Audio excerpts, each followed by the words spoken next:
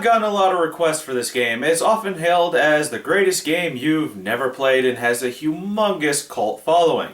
But how does it hold up to my ridiculously high standards? Psychonauts was created by Tim Schafer, who is notable for his work with the Monkey Island series, a point-and-click adventure series of games that I've never played, Grim Fandango, an adventure game that I've never played, but seen the opening for it and thought it was hilarious, Brutal Legend, an action game with bits of real-time strategy mixed in, yet another game I never played. Are you seeing a pattern here? I've never played any Tim Schafer games until Psychonauts. This is also the first time I actually sat down and played it. Years ago, I played it for a few minutes at a LAN gaming center. Someone had abandoned it somewhere at the beginning, and I had no idea what was going on, so I missed some parts of the story, and other parts of it I couldn't hear because the volume of the TV was too low, and mixed with the sounds of my friends excitedly shouting as they were playing King of Fighters or some fighting game I don't remember.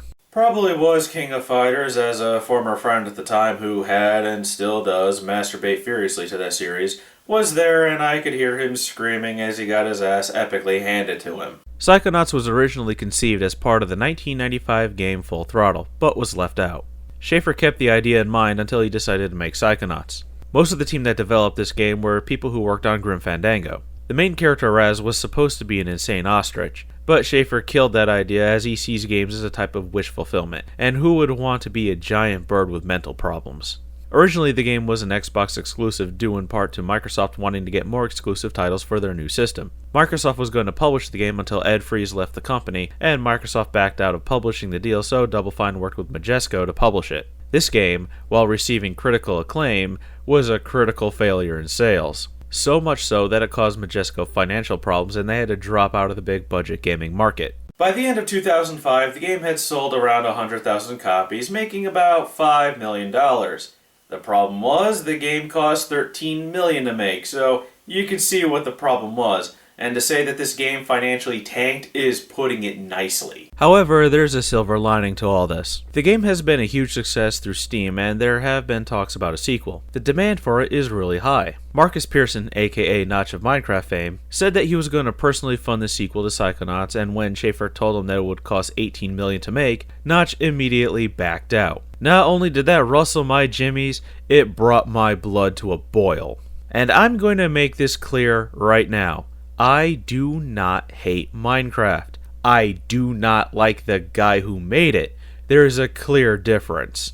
If you publicly say that you're gonna fund a sequel to a game that a lot of people love and then back out the second you hear how much it's going to cost, especially when you have more than enough money, then you clearly said it just for attention. You became a multimillionaire overnight. In fact, Notch made $102 million in 2012, and you can't part with $18 million to make a sequel to one of the most beloved games ever made? I'm gonna make you guys a promise right now. If I ever come into that much money, I will personally write Tim Schafer a check to make Psychonauts 2. And if I don't, I will go to any gaming convention and let gamers slap me in the face for breaking this promise. You can probably tell from that statement that I'm really starting to like Psychonauts, but I'm going to be reserved in my enthusiasm for now. Reason being is because of all the hype this game has gotten over the years. And when you have people telling you that a game is one of the best ever made and it doesn't live up to that when you play it, you may end up being disappointed. That's why I try to avoid the phrase, best game ever made, as much as I can. The graphics are good for a 6th generation game, and I'll tell you right now, the art style is something else. It looks like something straight out of the mind of Tim Burton. Some of the characters look normal, but others have this very cartoon and somewhat creepy look. They're humanoid enough, but some of them are just really bizarre though. The voice acting is phenomenal. Richard Stephen Horvitz, known for playing Daggett in the Angry Beavers and most notably Zim from Invader Zim, voices the character Raz, and the voice fits the character perfectly, as do the voices for the other characters. Voice acting is a very important thing. It makes the characters believable, and you don't want to skip important story elements or mission objectives just because you can't stand the character's voice. Psychonauts is a platform game, and a pretty complicated one at that. It starts off simple enough. You got your jump, double jump, and melee attacks. But as you progress, you can shoot psychic energy, levitate, and float around, and there's a lot of psychic powers for you to get. The control is very natural, even with a mouse and keyboard. But there are times where keyboard controls are a pain, like selecting things from your inventory that are on a diagonal, or needing to move around while floating about when you get the ability to levitate. The levels are really imaginative. You start in a camp which is broken up into different sections and it acts as sort of a hub world. The levels themselves are the minds of characters you'll be interacting with throughout the game. Every level is unique to the character, such as the camp counselor whose mind is a war zone, Agent Sasha 9 whose mind is very empty looking but it's extremely organized, and Agent Milia whose mind is a dance party at a nightclub. I'm really reminded of Earthworm Jim 3D, going into the mind and facing your inner demons.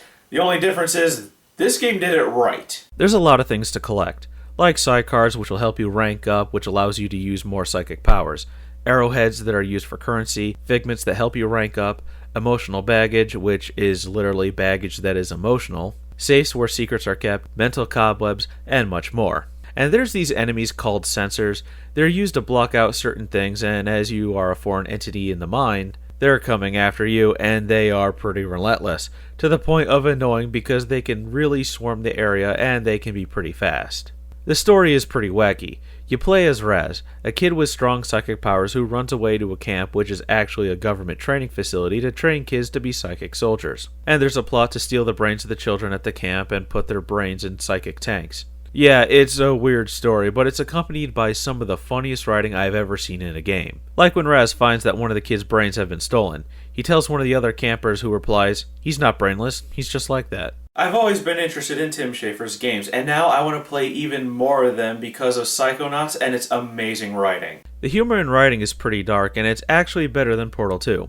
But I think that may be because Portal 2 only has 3 characters that talk, while Psychonauts has a lot more, so you have plenty of different personalities to deliver the funny dialogue. Tim Schafer is a genius when it comes to making games, and I was very impressed with this game and was glad that this was the first game by him that I played. I would like to see Psychonauts get a sequel, especially since the game leaves off on a cliffhanger, but it just may be one of those games that will never get one, which could be a good thing, as it's possible that a long-awaited sequel to a really good game may not live up to its predecessor's legacy, like how Knight's Journey of Dreams was nowhere near as good as its predecessor, Nights into Dreams. But how does it come down to age, and is it one of the best games ever made? Well, that's a more loaded question than you think. The game has aged pretty well. The positive thing about cartoony looking characters and worlds is that they have their own style. It's not shooting for realism, so they can last for years beyond their generation. The control and gameplay are really good, with some interesting mechanics when using psychic powers. On the PC, the pre-rendered cutscenes are done at the game's original TV resolution, which show its age. And the jokes and writing are still amazing and funny to this day. But is it one of the best games ever made? Well, I may have to agree with the general consensus here and say that the game does live up to the praise and hype. There's a lot of imagination put into this game and it's programmed very well. It's non-stop entertaining from beginning to end. It's definitely one of those games you need to play at some point in your life. Psychonauts is such an amazing game that I'm going to give away a copy to one lucky person. Now it's the PC version, so you're going to need Steam, and I'm going to announce the winner in 2 weeks.